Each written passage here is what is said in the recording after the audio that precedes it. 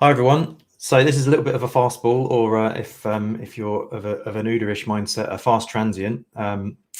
We had had such a great time reading back all of the or listening back to the conversation with Glenn earlier that we were going to have a catch up this afternoon anyway. But I just said, oh well, why don't we just make it a live stream? So we're just going to chat through some more stuff, some more about sort of get to know Glenn. And I think I posted the link on Twitter to this live stream and also LinkedIn. So if anyone wants to jump on and have a natter about the stuff that we chatted about, the OODA loop and whatnot, feel free. But with that, let's get Glenn involved. And just before we came online, Glenn was telling me about some of the other beyond Systema and OODA loops, the stuff that he was up to. So I'll just get him to kind of go over that again, and then maybe we can dig into some of those interesting things as well. Hey, Glenn. Yeah. How you doing, man? Nice to see you, man. Yeah. So aside from Systema, so obviously I teach and train Systema here in North Carolina, and that takes the form mostly of situational awareness and decision making as applied to physical personal protection situations, right? So it's everything from hand-to-hand combat to just staying out of it, from a militaristic or self-defense bent. So that's part of my remit, and then my other major role is in teaching stress. I wouldn't call it stress management. I'll call it more stress control. Stress management is like this woolly word, which can mean anything from lying around on a beach and putting yourself in a happy place mentally to, I don't know, just using a better timesheet and better time management or something like that.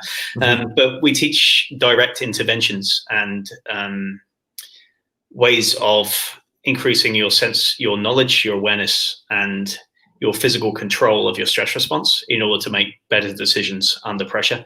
And naturally the OODA loop and that kind of thinking, it's all cognitive processing, right? Feeds into that quite a lot in terms of threat processing. And people don't really realize that a lot of stress, pretty much like 98% of stress, can be attributed to the concept of not feeling entirely safe, not entirely feeling safe or supported, or not having the resources you think you need to cope with the problem. And that's why you can have, Fortune 500 CEO who's under ridiculous amounts of stress, but he's fine with it because he feels like he has the resources, the knowledge, and the awareness to swim, right, and cope with the problem. And then you have some other people that roll into a new job, like first 3 weeks on the job, and they can just crack because they're like, I know what's expected of me here and what's going on. And the difference between those can be enormous. And sometimes there's an aspect of individual personality in that, but it's also an aspect of how many tools you give people to work with. So I typically work with companies, whole companies, and then take groups of their employees at leadership level and then ground level and everywhere in between, and then train them up. Used to be in person, but this year we pivoted hard to doing this online, and now we run mostly 4-week stress-proof courses online, where we'll take cohorts of 15 to 20 people and then train them all up in this in the knowledge and in the techniques, and we'll practice the stuff, and then by the end of it they kind of own it and they can teach it to other people in their families or in their organizations and stuff like that. But yeah, we go so it's been difficult. It's been interesting to pick the levels on that because I came in quite hard at the front end and quite technical, and I have a background as a science writer as well. I used to work I have a master's in science communication. I used to run operations at the National Museum of Science and Industry in London. Have you ever been to the Science Museum, the big one next to the Natural History? So I was there for quite a while and used to design programs and shows and stuff like that there. And then worked at Nature, the journal, for a little bit, writing news and features. So I was used to translating very complex ideas in science into simpler forms. But what I've learned in designing courses, especially in the modern day and age with the enforced attention deficit that we all have now. We all have the cognitive span of a 3-year-old now, pretty much. Just like 5 minutes, make me happy, or I'm going somewhere else. That you have to. It's not a case of dumbing down. It's a question of making something so engaging that people stay glued to it for long periods of time and kind of shifting up the format all the time. So it's been challenging, but I think we've arrived at a place where we've got teams of people going through it, and they come out very enthused and they come out changed at the end of it, and that's good. But to be honest, it's a relief to get back to long form conversations where you can just talk about the technical stuff without having to worry about it too much. So, yeah. Well, actually, I'm quite glad the conversation is going in this direction, because since we recorded that conversation that went live earlier today, I've come across So Taylor Pearson, I'm not sure if you've come across his work, but he's written some like really, really good in-depth long form articles about the OODA loop and what the OODA loop really is. Yeah. One of the people that really gets it. And he pinged me an article the other day, which is a Slater Star Codex review of a book called Surfing Uncertainty or Surfing Complexity. Can't remember which one. I think it's Surfing Uncertainty. But it was brilliant because it's really getting at the kind of neurological underpinnings of cognition, and it absolutely screams OODA loop at me. So I'm really interested in the kind of, maybe we could, I know you haven't got as much time as we had last time, but that is an area of a special interest to me. Like I've found myself drifting, in the study of the OODA loop, drifting more and more into cognition, and I still haven't found any model of cognition that doesn't actually fit in the model of the OODA loop, which I find incredible, because a lot of the groundbreaking work in cognition, neuroscience, all that stuff has happened since Boyd passed away, and I find it amazing that you've got this very general abstract principle when it's properly presented, and we could talk about the problematic OODA diagram as well, maybe, given your background as a explainer of complex things. And then you've got these models of cognition, like free energy theory. There's a great article called Neural Annealing, which is about different energy levels within the brain and how they change, which I think would have some really interesting sort of stress overlaps. So maybe we could dig into a little bit of, in your view, what is it that stress is? What do you teach people to control? And how does that feed into the OODA loop conversation that we had the other week? I think the main thing is talking about what stress isn't. So people tend to think of stress as a psychological phenomenon that has external causes or triggers, right? This guy always stresses me out. This job stresses me out, right? These situations, flying on an airplane, whatever it is, right? It's like they treat it like it's a stimulus response problem, a simple stimulus response problem, in that you have that trigger and then a whole bunch of things happen in your brain and then you're stressed, right? And so, oh, thanks, pal. Cheers. Thanks. I'm live. This is my son, Sean, by the way. He just brought me a random drink. There we go. It's a good assistant you got there. Okay, take it out. What's that? Yeah, he's the best. So it's not a simple stimulus response system. It's not the case that some external thing makes you stressed. And we talk about it all the time this way, right? The reification of stress in this way, like in the words that we use, like this is a stressful workplace, or he's a stressful person, or something like that, right? Makes it seem like that there's no like processing that goes on. That's what's implied by the way that people talk about it, that you have a stressor and then you are stressed, right? And the way to get over that then is to remove yourself from the stressor, right? You remove yourself from the thing that's causing it. And the problem is that you can't, because stress is the flip side of being alive. The only people that aren't stressed are psychopaths and dead people, right? Psychopaths experience no stress. They get up in the morning, they kill a dog, think about what they're going to do after it, and they feel nothing. They're all good, right? Anybody else, if you care about something, then you worry about its loss. And this is sounding very like Buddhist and all that kind of stuff as well. But in the same way that I think OODA loop stuff tends to be confirmed by modern cognitive science all the time, even though the concept predates it. It's the same thing with old principles of thought, which are basically thought experiments that are then confirmed by cognitive science. That they work because they're true, or they're very close approximations to what's actually going on. You know what I mean? Inside the brain. So, and actually, just to jump in there, Boyd almost certainly would have covered some of the older stuff, right? He would have, certainly covered Sun Tzu. So he would have certainly been aware of the more kind of philosophical. There's a great diagram of all of the kind of things that fed into Boyd on Chet Richards' website. I think I saw that. A shitload of stuff. So sorry, carry on. Yeah, right. Well, so basically, what I do is that I teach more about the processing, and that stress is not really a state of mind. It's a state of body. In a lot of ways, it doesn't actually matter until something happens to your body, right? You can experience a trigger, and you can have an idea in your mind that like, oh, that's mildly stressful. There's a pressure going on there. There's an expectation. There's an urgency, and you frame what you're looking at based on that. But if it doesn't do anything to your body, if it doesn't raise your heart rate, your blood pressure, doesn't alter the tension pattern in your body, it doesn't change the release of hormones, then it doesn't matter. And really, so I kind of reframe and redefine stress as the thing that changes your physical state, and as a result changes your physical behavior, right? And then everything starts to reform it. So this is where it gets into OODA loop stuff, is because the change of state in the body and the mind that's the result of stress then creates that feed forward mechanism that means that you're going to interpret everything you see in a different way. Now, if you're already in that state, everything becomes a threat, or everything becomes like a potential exacerbation of that, or it becomes a potential relief. And so in the stress state, we seek relief and removal and distraction more than we do in a neutral state. And in a stress state, we seek either resolution of the problem quickly. We either want to just kill the guy, smash the problem, argue with shout the person down, spank that email, whatever it's going to be. We want to get rid of the problem fast because we're just anxious about the fact we're in the state. We want relief from the state, and we want to go back to the baseline again.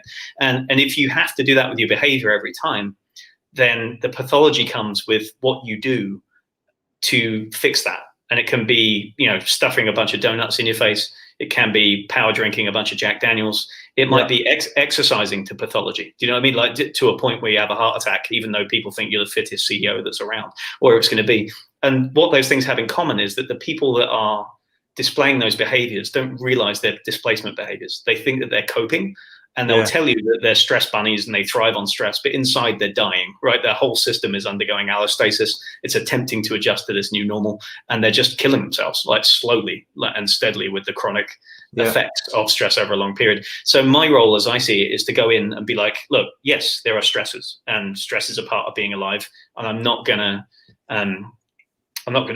condescend by pretending to know what the stresses are in your specific job, whether you're in law enforcement, military, whether you're a surgeon, whether you're clergy, like all these different groups that I've worked with and facing different demands.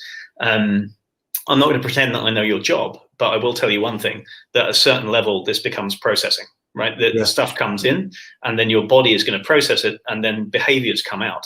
And if you act like you have no influence over the behaviors in the middle, then essentially what you're saying is that there's no agency, and and it's a self-fulfilling prophecy. And then whenever you wander into a situation that you think you can handle, you will try and handle it to the point at which you feel like you've got resources. And then if you get a signal that the resources aren't there, or your usual tactic isn't working, then you get aggressive, or you seek relief or distraction from it, right?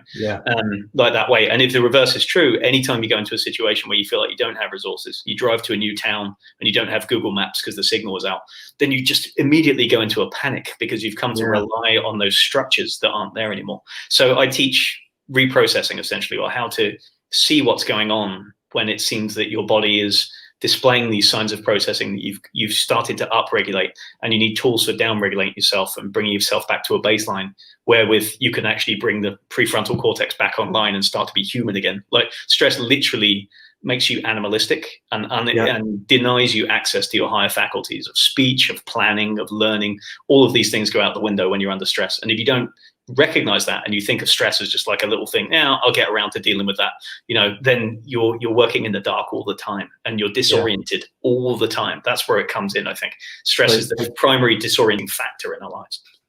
Okay, so orientation is a word that we've dug into before. So let me play back to you what you just said through the lens of this kind of surfing uncertainty, and what I understand from a computational point of view is going on in that experiential, the kind of the computational side of the experiential that you just shared, with a little bit of OODA thrown in, because why not? So this book, Surfing Uncertainty, is one of several that makes reference to Carl Friston's model of free energy. I think I may have briefly mentioned it in the thing. Okay, so what's happening here, and this is from a kind of, if I was a computer programmer designing a machine that would work like the brain, essentially you have your observations, So now we're getting back into OODA language. So that is you sampling. In fact, let me take a step back. So you have a system which has a boundary, and it has an inside state and an outside, and there's the outside state of the environment, right? And what Friston says is that the aim of an organism, or we'll take this system, or just call it an organism from now on. I think it extends to organisms as organizations or people or whatever. Sure. The aim of a thinking organization is to minimize the gap between their internal model of the world and the external model of the world, right? Yeah. The external environment, right?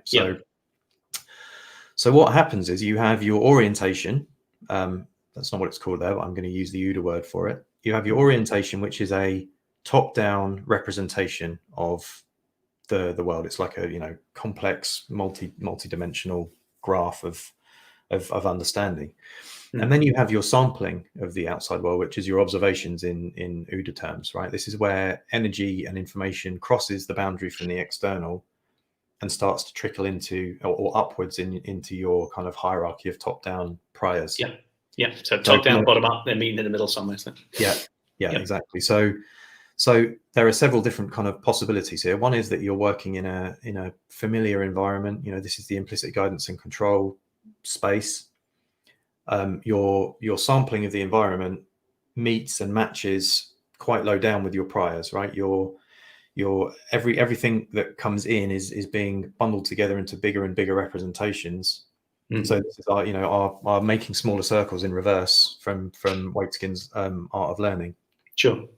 So in an environment where you're familiar, you're driving along a road, you're driving the car that the conditions are good, the visibility is good, everything's cool, nothing's surprising. Your priors are matching your sensory environment pretty well.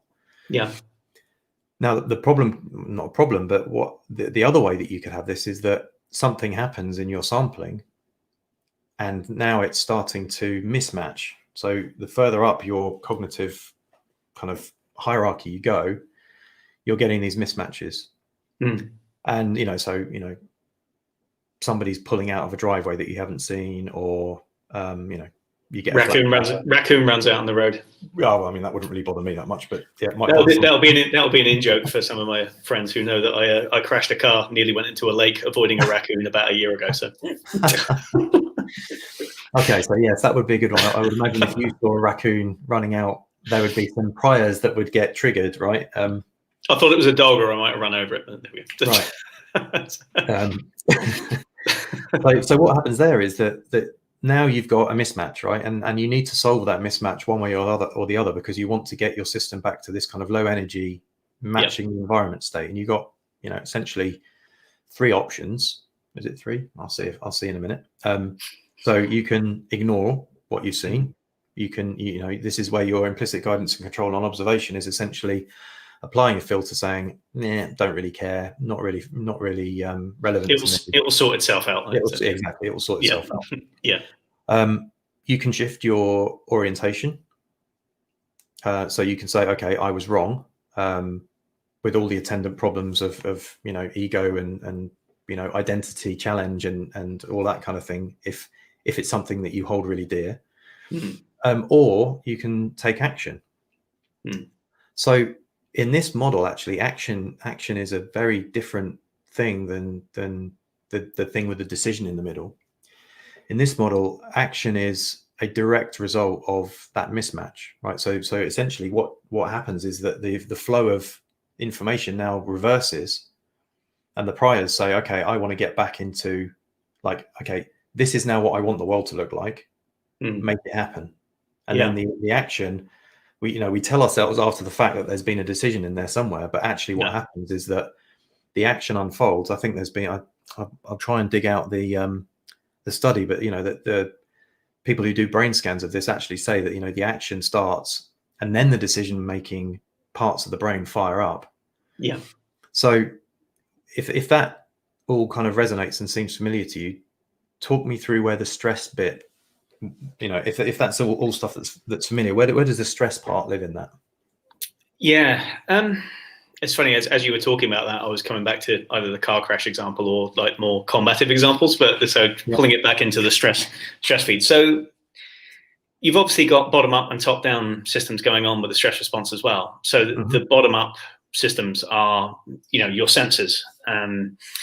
And so in gross terms, it's basically just what you can see around you and whether or not you feel like there is an immediate threat in the vicinity, right? And it might be a loud sound like a gunshot, or it might be somebody who looks aggressive or is showing weird posture or something like that. But it's also kind of reading a whole series of cues with comparative memory as to whether or not you're prepared for the situation as it comes, right?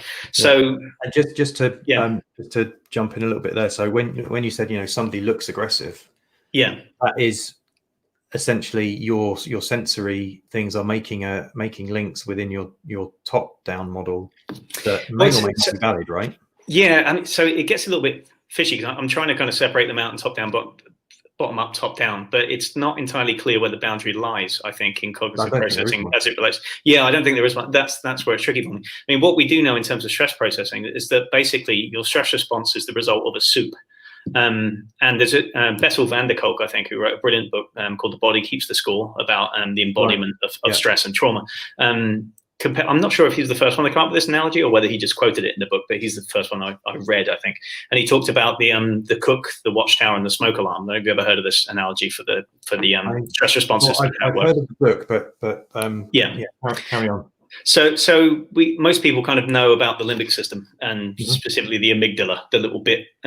These kind of little bean things like within the middle part of the brain, which are responsible for most of our emotional arousal, right? They flick the switch, not just fear, but anxiety, excitement, sexual arousal, all those different, anything that we associate with an animalistic urge, pretty much, right, is processed kind of within the limbic system, within the hypothalamus, right, in that way. Underneath that, you've got the thalamus, right, or around that, rather, you've got the thalamus. And the thalamus is kind of the cook. The ingredients come from your sensory networks, your feelers, whatever they're going to be, right? And they kind of bundle together in the thalamus into a kind of cognitive soup, which has a lot of information and it has everything that you're taking in. And we can get in a minute into like the limits of what you're taking in, because that's already preformed in certain ways. But let's just say, for the sake of argument, you're taking in all the information. You're seeing things with your peripheral vision that you're not focused on. You're reading subconscious cues that you're not consciously aware of about people's movements or potential dangers or whatever it's going to be, or reading between the lines of that email, whatever it's going to be, right? That goes into the soup in the thalamus, and then the soup kind of boils, and the amygdala is like the smoke alarm. It sits on the top, and if it sees certain signals in there, or it sees certain things that it looks at as threatening, then it will set off the smoke alarm, be like whoosh, and it fires up the sympathetic nervous system, the branch that leads towards the fight or flight response, elevates heart rate, elevates blood pressure, quickens your breathing, tenses certain muscle groups, and puts you in that state where you feel like you have to either run away from something, fight it, or take some sort of action. So the amygdala kind of primes you towards action in the language that you've got. It prioritizes action. It doesn't want you to sit still. It wants you to do something with it, right, for the most part. Now, the interesting thing is that the third element to this is the watchtower, which is the prefrontal cortex. So it's the front of the brain, and the watchtower has some limited ability to override the amygdala, right? It has an ability to compare the soup with previous soups that it's seen, with working memory, with past memory, and to form a more comprehensive picture and sort of see the big picture. And then it has the ability to say, hey, hang on, smoke alarm. I know you think this is bad, but we've seen this before, and last time this didn't kill us, or last time we read this wrong, and it seemed threatening, but maybe he just had a bad day, and knowing Dave, he just hadn't had his coffee yet, and that's why he wrote that email, right? Whatever it's going to be. And so it has the ability to partly mitigate what the amygdala is doing and down-regulate it, but it's not a perfect system. Right, or these parts of the brain evolutionarily evolved at different times, right? So the limbic system, for example, that goes, you see it in all mammals, and there's even a developed limbic system in some higher reptiles, and probably like dinosaurs had them and stuff like that, right? Not as fully formed as most mammals, but it's there, right? But if you go down to kind of invertebrates and stuff like that, it's like, of course not. There's nothing like it, right? So it's an emotional part of the brain that helps us to, as mammals, for the most part, seek experience kind of an emotional fast response to our environment, and then seek help is the most thing that we do with it. First thing that we do when we get panicked like that is that we try and muster resources, and we see if we've got backup. And if we haven't got backup, then we go to the fight or flight, right? So that's the other thing, that there's phases to the fight or flight that people don't appreciate. There's a level before fight or flight, and there's a level afterwards. There's social engagement, and there's shutdown, right? That happen before and after. So we as mammals have this system that predisposes us towards action. We feel an emotion, we are aroused by something in our environment, and it predisposes us to doing something about it. But what we actually do about it is either based on past experience and things that worked before, or this higher human cognitive capacity to look at the big picture and be like, hang on, let's not panic. Let's just see if there's something that we can do that's more efficient, which is like the master chess move, which is the thing that gets us out of this problem a little bit faster strategically, not just barreling through or running away, but taking some strategic sideways step that's actually going to be more effective, right? But the problem is that that system's not very well developed in about 99% of people. And if it is developed, it's only developed in a very narrow range of situations. So usually what happens is the limbic system redirects signals away from the prefrontal cortex, and we just act like frightened animals, right? Whether that's in a physical confrontation, or whether it's we're scared by a competitor, or whether it's like we feel like our status is being challenged in our work or our job or something. We respond like a frightened animal because we lack that capacity to override that a lot of the time, right? People in highly emotional intelligence. Sorry, is that system 1 and system 2 from Daniel Kahneman, or is the immediate reaction, is that even more basic than the kind of the intuition in system 1 that Kahneman talks about? I think it's even more. It's even more basic than Kahneman's system 1. I think there's some crossovers here, and Kahneman will, allowed that system 1 and system 2 I mean, we always want to categorize things, don't we? They don't actually exist in the brain. They're just interesting ways of thinking about the speed in which we respond to things. There's slow logical and there's fast intuitive, right? Definitely the intuitive response grows out of that limbic thing, but the intuitive response also draws in a lot of other areas of the brain, I think. So it's like, so that basal first emotional response is it's almost system 0, it's like pre-system 1, almost like that way, right? It's very quick, and it prepares you to do something, but it's not necessarily the right thing, right? And so that's basically what I teach with respect to decision making, is that the goal is not to make yourself completely flat. It's to recognize that your system will peak and trough, and to see if you can spot the signs that you're already going into either an excitation state, which is predisposing you towards action, when sometimes action is not the best thing you can do, or sometimes you can go over the hump of that and you can get into a form of hopelessness and shutdown, in which you feel like there's no point in doing anything. And then you sit still and you don't do anything, when really what you need to be doing is moving and taking action, right? So it's about kind of recognizing and splitting the difference, and taking decisions when other people would either shut down or do the foolish thing, right? Which seems like a big widespread, like making good decisions is like a holy grail, right? It seems ridiculous that you could give somebody that ability. But I think what we're really teaching is not the ability to make good decisions, but the ability to avoid making shit ones, right? It's like, how do you avoid making the common pitfalls that push you automatically towards bad decisions, like almost automatically. So it's kind of creating the space and the conditions to make good decisions. Exactly. Yeah, it's carving away the excessive. Hold you up there, because we've got a couple of I don't know if you can see this in the StreamYard, but we've got a couple of people that have joined. So I'm just going to add Mike. Mark's also there, but his devices aren't working. If Mark can hear us, I'll add Mike. Mike, hi. Say hello, Mike, and I'm going to go and message Mark and tell him that his stuff's broken. Okay. Can you hear me okay? I can, yeah, we can. Wonderful, because I've totally lost the tab that your video is on, because I'm multitasking. You must have a serious tab deficit. I'm listening to you, but I'm going to click through and see if I can see your picture. Yeah. Okay, right. You carry on.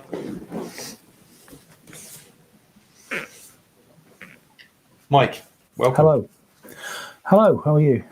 Good. Nice to meet you, Mike. Where did you jump in from? I jumped in about 5 minutes ago, so I've picked up on you talking about fight, flight, or freeze, and asking about where those responses come from and if they're part of System 1 and System 2. So I've not been here that long. Cool. And I'm still. I think you're probably in Chrome. Maybe that's why I can't find you. You've got multiple tabs in multiple browsers. I've got 3 browsers and many tabs. So what Yes. was what was on your mind? What did you want to like? This is basically a free for all. I think we're just gonna like see what if it was like an hour or maybe even like half an hour later, I'd have a wine in my hand and yeah. See, I'm an hour ahead, so I'm good. Yeah, lucky you. Yeah, I'm jealous. Isn't it? No, I'm just I'm currently reading Sand Talk that Ben recommended, Superb. and so I'm just here to listen really and see what's going on. Yeah, so Glenn, actually, the reason that Glenn and I are in touch at all is because Glenn did a live stream with Tyson. Right. Oh, brilliant. And who was the other chap, Glenn? It was my good friend Howard Jacobson. He runs like a health and wellness company called Wellstart Health. So he does health interventions for people trying to lose weight, get healthy, all that kind of stuff. So he was talking, or he wanted to talk to Dyson with regard to diet and health and indigenous principles and tactics on that, but I completely bogarted the conversation. So he did another one later on, which was actually quite brilliant with Howie on. Okay, awesome. So Mike, you've been almost sort of taking a leaf out of Tyson's book and doing some sort of drawings and diagrams and visualizations of the stuff in Sandtalk, right? I've done a few of those. Yeah, I had to take care because obviously his drawings and visualizations take him a very long time and are very well thought through and meaningful. And I knock off mine in about 20 seconds. So it's not. I've not tried to cover any of the things he's covering, but I just try to pull out what's salient. And it's for me because I've got a terrible memory. I can read a book and then at the end of it I go, that was brilliant, and I haven't a clue what it was about. So I tend to draw myself little memorable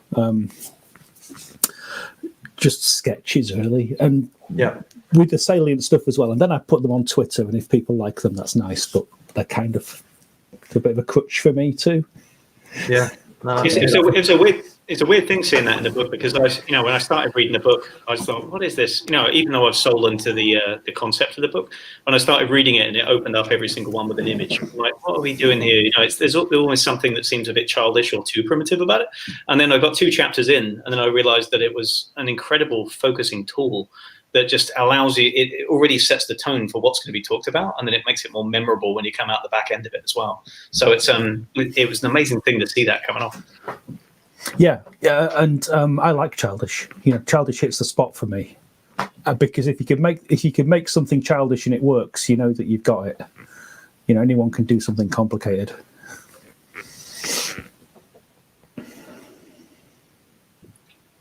On cue, my son arrives to give us an orange juice there.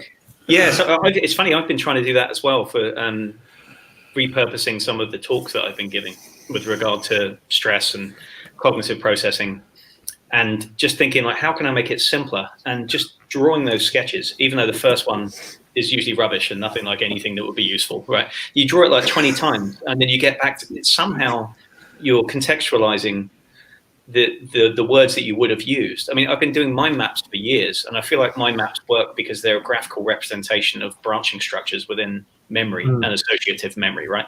And I think they work for that reason. And I think when you put yourself to the task of trying to draw something that represents a concept and a complex abstract principle, it's really, really hard. And even the action of doing that, even if the image means nothing to anybody else, the action of doing it focuses your thought in some way or draws associations together. And I think that's part of what it is. I mean, I talked to Tyson a little bit afterwards, after our last interview, and he says, yeah, those pictures, they're not mine. The magic is this old man Juma. He drew those. That's the power of him going. He knows how to sum an entire thing up by doing this. And he said that I listened to him on another podcast. I can't remember who it was.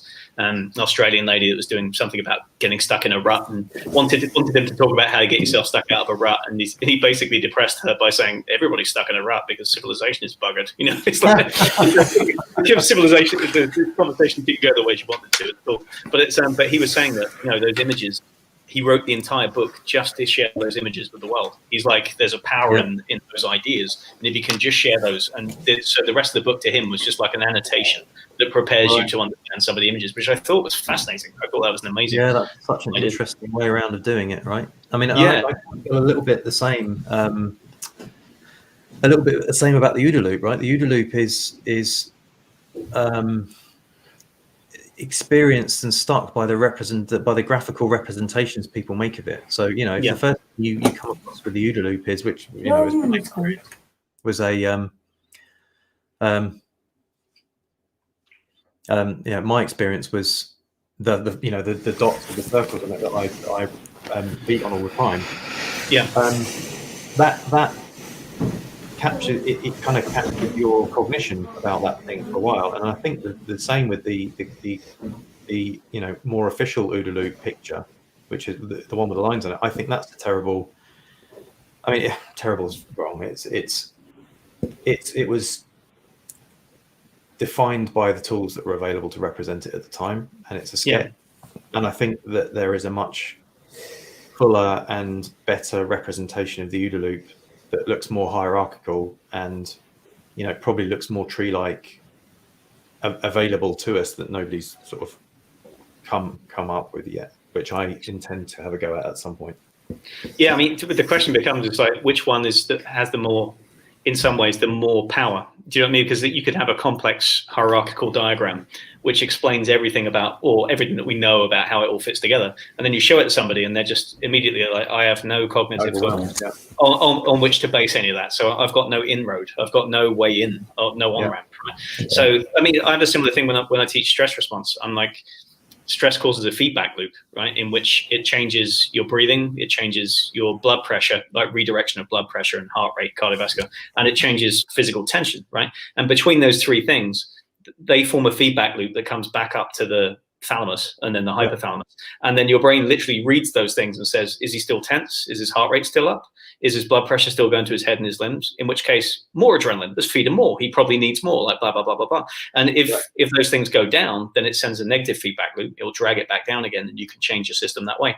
And the way that I represent it is literally like three blobs. I'm like, you got, you know, breathing, blood flow, and tension, and these things feed into each other, and then you've got stress response. That's a gross oversimplification, and it leaves out so many different things about the endocrine system, about the autonomic nervous system, and how they interact to produce those effects, and all of the feed forward and feedback loops that are within that whole thing. But it's a good starting point. It's enough just to get people to think, really, there's a feedback loop? Do you know, or there's some sort of thing which is more than just stimulus response, stress and getting stressed out. And I think the same thing is probably true of the OODA loop. It's like when we think about making decisions, most people, you know, pre-OODA loop or even come across anything, do it. They're like, oh, you see something and you make a decision. And then you do it, maybe, or something like that, right? So it's observe, decide, and then act, with no kind of regard for what's going on. And then when you get to the idea that there are at least some sort of feedback loops going on, it opens people up to the idea that there might be some. And then once they're in that rabbit hole, they can be like, how many are there? And how many kind of interdependencies have we got? Do you know what I mean? So I feel like sometimes you have to hook them before you can even start to get anybody further into the conversation. Yeah. It's like you tell them lies before you then say, actually, it's an open system. So everything I've drawn here, that's not everything. Well, I mean, there's a precedent for that in science generally. I mean, we teach Newtonian physics for years and tell people that's how it works. And then people get to university level and they're like, remember all that shit about Newton? Yeah, it's a lie. It's just an approximation that gets us spaceships and shit like that. It goes, try and make electronics with it. It doesn't work. Here's quantum mechanics. And then you're like, oh, that doesn't work on a big scale. So it's all a lie, but they're just close approximations of what you want to do with them. Do you know what I mean? So we have to do that all the time when we teach science and technology, right? We have to say, this is true within this frame of reference, but now forget all that. Here's this, you know. So. Yeah, I mean, the question of abstraction is, it like, you know, like we touched upon in our first conversation, Glenn, that people who teach a tactical OODA loop with a circle are actually still moving themselves in the right direction, right? You know, having that abstraction is better than not having any abstraction at all. Yeah, having the OODA diagram as it is better than not having that OODA diagram, because otherwise you would be sat watching 9 hours of John Boyd talking to generals to try and parse what the fuck he's on about. Yeah. And then I think that there's, you know, something else along the lines of like an animation or an agent-based system that sort of shows the flows visually and actually has them moving. You know, like the thing that we were talking about earlier with, you know, top down, bottom up. You show the different pathways through implicit guidance and control when you're not perturbing the system. Versus, the massive oh fuck moment where your whole identity has to change and you get like this paradigm shift. Yeah. You know, those two things are not easy to map I have seen a decent job of that. Brian Rivera and Dave Snowden did a mashup with the Cynefin framework, and it basically is just highlighting lines through the OODA loop, which I think was a great step forward. So yeah, it's interesting. Like the representation does kind of capture your ability to think about things to a degree, and Mike knows more about that. As a kind of somebody who makes nice graphics about difficult concepts. So, what do you think, Mike?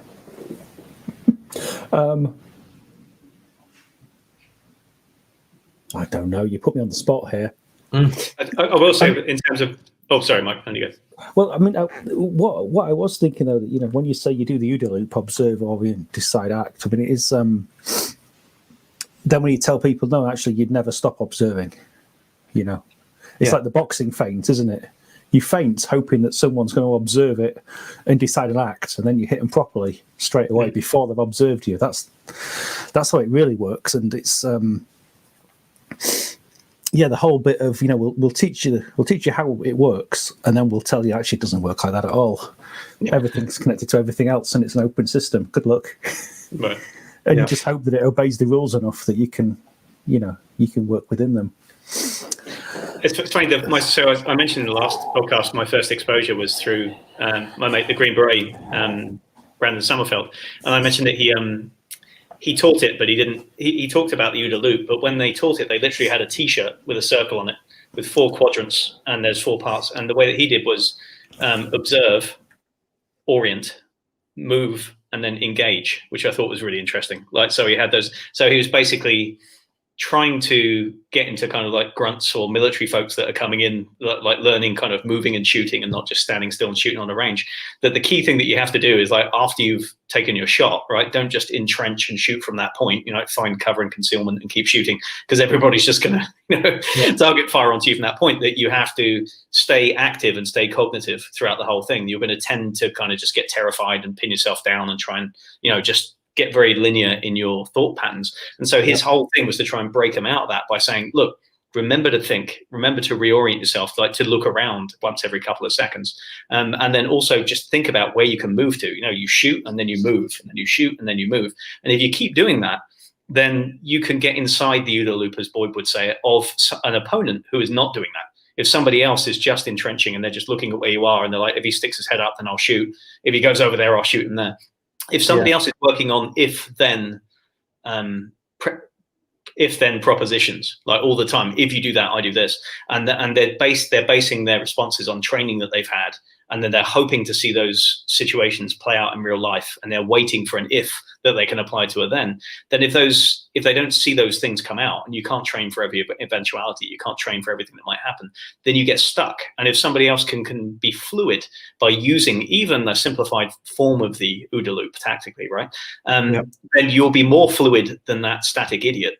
And that's going to be enough to give you a tactical advantage. So in a very simple way, he's like, look, at least remember this. And if you really want to get into it, here's Boyd, right? And then he would refer them to Quantico and all the other places and that kind of stuff, right? So I feel like it's there's levels at which it's, and to your point, Ben, about it being an abstraction, it just seems to be true. Like in terms of there's nothing that you found yet in cognitive science as you start to see things come out that would go against it, that would kind of disprove that kind of idea. I think that's why you can use it at different levels, because it's true at this level and it's true at this level and it's true in this level. The only mistake you can make, I think, is probably over-interpreting the simple diagram, right? Or pushing the simple interpretation too much and then trying to apply it to complex problems. If you've got a complex problem, you need a complex version of the OODA loop. If you've got a simple problem, like how do I move faster than this guy or punch this guy in the head, then you need a simpler version of it, right? Yeah, I mean, as Chaos on Ocean says in the chat, right, OODA loop scales at all levels. Sometimes a tactical circle could be sufficient, although limited. Yeah. So the very first, so I mentioned this in the Twitter notes on our first conversation, but there was a wider group conversation about the OODA loop that we had with a bunch of first responder folks and fire guys, and there was a chap in there called Sean who described using the OODA loop in special forces training, and that what you described, Glenn, he talked about it in terms of momentum and entropy. So you're using you're using your greater maneuverability to create momentum, which closes the opposition's access to the externalities of their OODA loop down and creates more entropy internally. And I thought, I think one of the reasons that this OODA loop stuff holds up so well across all different, things that we try and apply it to is because it's based on such fundamentals. It's based on Heisenberg's uncertainty principle. It's based on Gödel's incompleteness theorem. It's based on the second law of thermodynamics, and it's synthesized from so much diverse raw material. I think that's probably the reason why it holds up so well to all these other things, because these physical systems, the brain, all the stuff about free energy we're talking about, it's not like woo-woo energy. It's actual real, physics energy, not, not the crystals and the vibration. Exactly. One thing I'll say is that I think people can get stuck when they try to compartmentalize, right? So if you try and look at any of those areas in isolation and then you try and compute them, right, and you try and think, okay, now is the time for observing, now is the time for orienting, now is the time for deciding, now time's acting. So we've got a comment on there by Caius Notion saying move and engage are actions that follow a decision. It's like, not always, actually. Like move can follow no decision at all. Move can be a reflexive thing, right? Move can be a decision that's made at the subconscious level entirely, and usually is, actually, especially in a combat situation. You're driven backwards or you're driven forwards, like inertia and that kind of stuff, without really deciding what you're going to do unless you have an overriding decision. Do you know what I mean? So move can just be something that happens. He's right in this context that if you're looking at it in the linear way, like I'm going to shoot and then I'm going to look around and then I'm going to decide to move and blah, blah, blah. Yeah, those things follow a decision. But I think that's where you can get into trouble when in application of things, especially in application of things at speed, because you've pointed out that there are lots of feed forward and feedback mechanisms going on, right? And essentially, if you want to represent the system well, and if you really want to get inside, to use Boyd's language, like somebody else's decision-making structure, then you have to be observing and orienting constantly. You can't actually afford to switch off. You can't afford to have a psychological blind spot where you do something and then you wait to see what happens next. You have to, as you're hitting somebody, you have to be looking. You have to be feeling for the response of what that hit actually felt like as you move into the next thing and whatever else you're doing. If you're chasing somebody, you have to be looking at the environment to see where they could be going, not just making a beeline for somebody, right? If you're chasing somebody in a car, you can't just chase their tail lights. You have to anticipate to an extent which side streets they might go into or what they might use for cover or what they might try and get behind. So the way to actually get inside somebody's OODA loop is not to run faster than them around the loop. It's to be constantly observing and orienting so that those steps, you don't have to stop to do them. They're already made. Do you know what I mean? So by the time you have to decide, you have all the information you need already. You don't have to stop to look. Does that kind of make sense? Yeah. Mike, were you going to? Yeah, how does that fit with your brain states? Because if you're in a fight, flight and freeze, you are, it's instinct that you're reacting on. And I guess this is why, first responders practice, because they're in that brain state, and yet they still have to act meaningfully. Yeah. So the fight or flight gives you tendencies, but it doesn't make you do things, right? It gives you tendencies. Yeah. And I guess if you want to act in a particular way under particular stress in a particular circumstance, that needs drilling into your. Well, that's why you drill things. Drill is the right word, I guess. Yeah. So in the military, so it's interesting actually. The whole way you learn stuff in the military is kind of arts about face from academic or school learning, right? You don't learn the theory first. I never heard the words OODA in the military at all, right? I learned cover and move. I learned to move after you shoot, but I never heard the words OODA. So it's a very experiential learning situation, and you're right that drilling and some of the kind of the simple communication structures that you use, like grit. So we're taught this thing called grit, group range indication type of fire, which means that when you're getting shot at and the adrenaline's buzzing, you don't have to think about how you're going to tell somebody where the shot's coming from, because that is something that you've practiced, to your point, Mike. So that having that muscle memory or that kind of very fluid, well understood way of reacting is incredibly important. But the more complex situations get, then you're into the kind of, blending those fast implicit guidance and control pathways with better decision making. As Chaos on Ocean says, I think I can show that on. Immediate action drills in orientation implicitly guide and control action.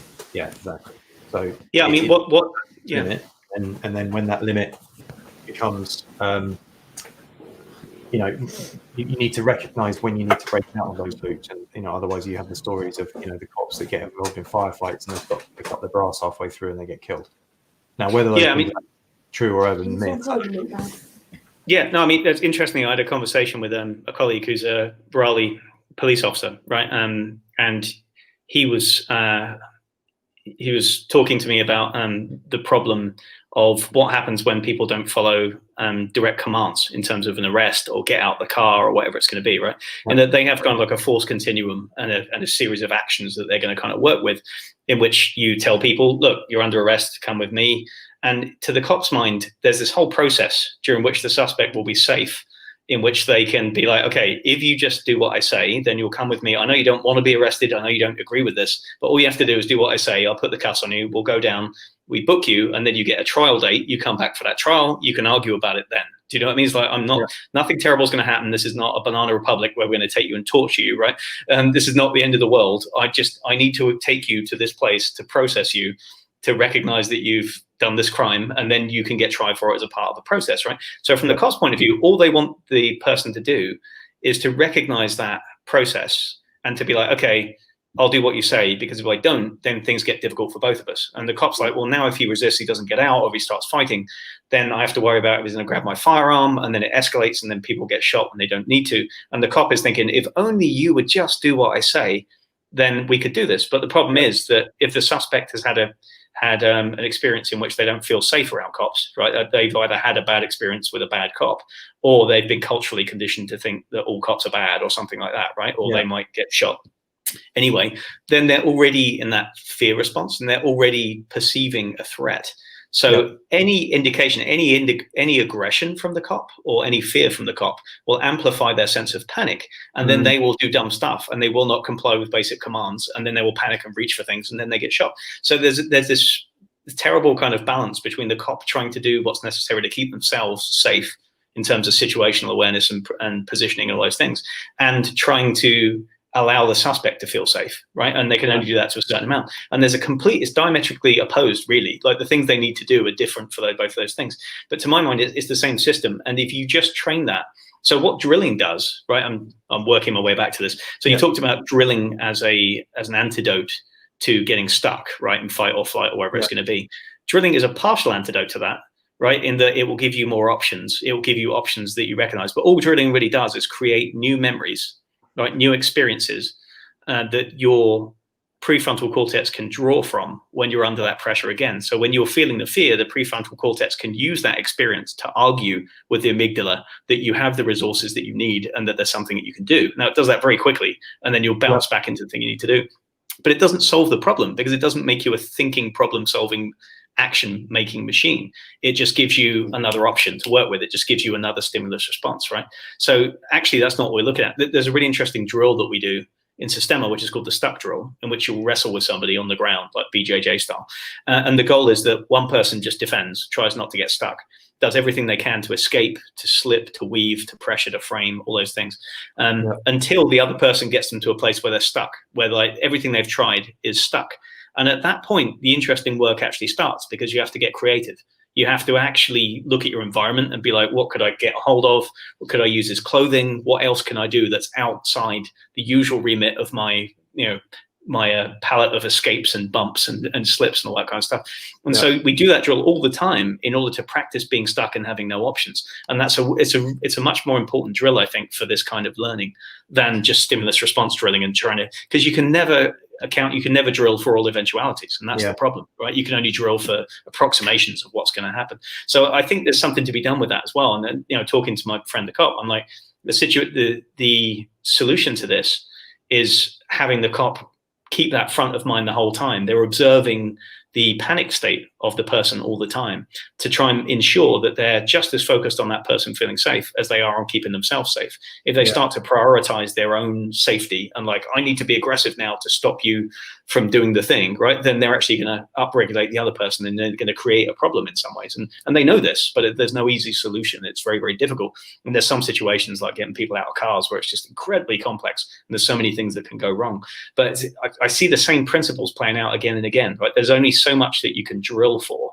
And decision making doesn't happen from drilling. I don't think it does. I think it happens from constraint based learning that forces you to come up with solutions again and again to problems that you've never faced before. I think that's where you really get into the interesting stuff. Yeah. So something you just said there, Glenn, reminded me of this idea of frames of reference, right?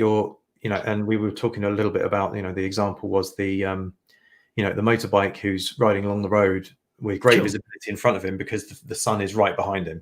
Right? So you can very, very quickly get into trouble because your frame of reference is only your experience. And in that example of the cop, if your frame of reference is only you and your own physiology and your situation, that is not sufficient to reason about the situation that you're trying to mediate. So So you have to expand your awareness to, okay, what's this other person feeling now, right? Are they pretending to feel, panic to suck me in, right? Are they actually panicked and I just need to back the fuck off? Otherwise this is going to go badly really quickly. And do I have to subsume my own ego to do that? And have I practiced doing that even, right? So it's again, and now we're into that kind of fractal whole nature of, well, how far back do you need to step, right? Do you need to step back to what situation led up to me pulling this guy over? What are the racial and or other social tensions in the context of this town that we're in? And where does it stop? And then you've got that kind of, that's Gödel's.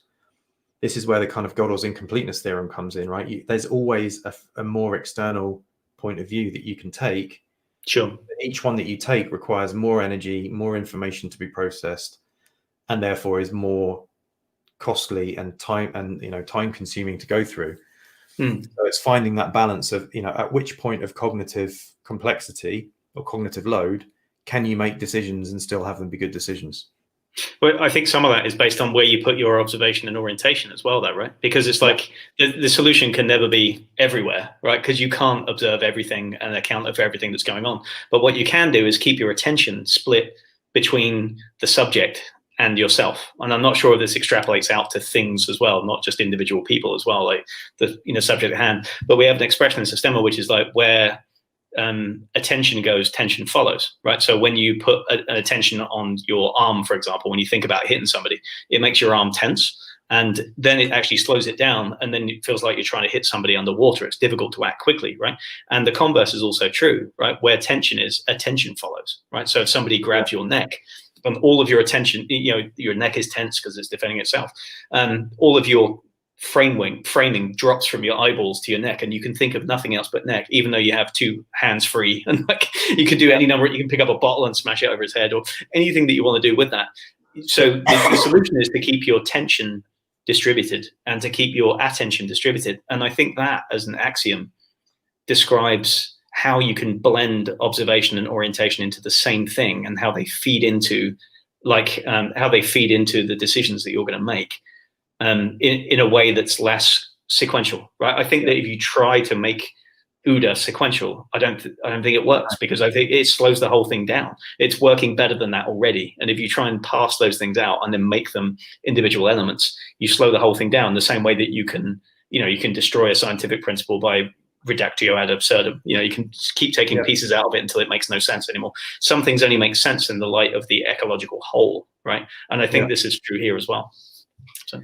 Yeah, definitely, and that actually reminds me of so Chet Richards has a blog, Slightly East of New, talks about OODA a lot. Worked with Boyd as well, I believe, and he said on the last blog post he made, there was a little throwaway comment at the end, which was that towards the end of his life, Boyd was actually thinking that action, and I think by implication, observation should be part of orientation. So that means that the diagram of the OODA loop, which is orientation in the middle and action and observation on the outside, would change to be a boundary, as we were talking about earlier with the free energy principle.